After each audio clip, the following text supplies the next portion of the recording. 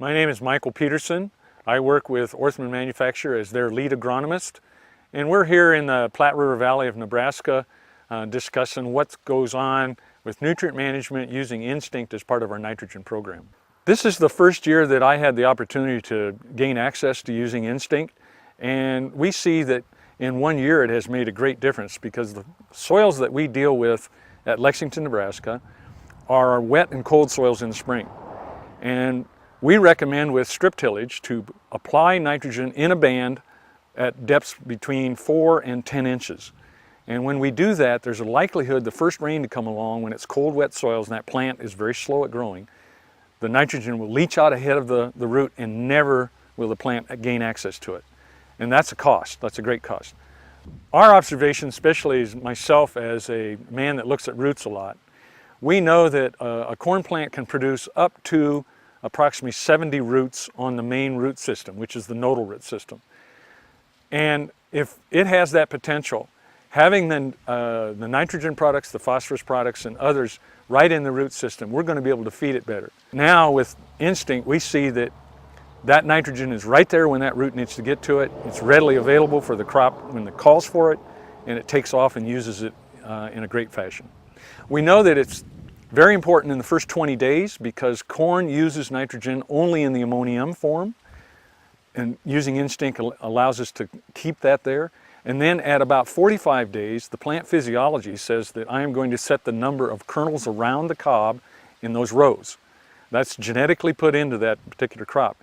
And at that particular time, which is 45 days after emergence, the crop is calling for anywhere from 1.5 to 3 pounds of nitrogen per acre per day. As a close researcher friend of mine told me many years ago, he says, Mike, you got to remember that corn roots grow in the presence of nutrients, not in the absence of. They do never seek nutrients. They live in the presence of, and then they continue to grow with that. So it's important to have it right there where the roots are going to grow and stay steady with that so we can feed that plant continually. Using inhibitor, we're making that happen because it doesn't get ahead of the root system. Therefore, the roots are always going to be in the presence of it and live very healthy. It's much like a teenage boy. He goes to the refrigerator, opens the door several times, and he's not hollering at mom because mom has stocked the refrigerator. In the last 5 years, we've noticed nutrient management programs really ramping up in intensity.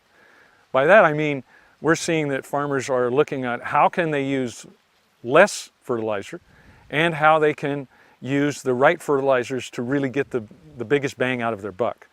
And I see in the future we're going to be using less nitrogen because we're putting it in the root zone where the plant can get readily access to it. We're going to be using products such as Instinct to help hold it there so that it has readily access to it. And we're going to be able to use the new breeds that are going to come along that are going to be more nitrogen efficient. All of that is part of the componentry that it takes to add this all up. We're using strip trials in our Instinct process. We were using 3 different varieties from 3 different companies. We found that 2 of those particular varieties were very girthy corn. That means they have a large diameter with a large number of rows. And against one that was not quite that big of a girthy plant, still a good hybrid.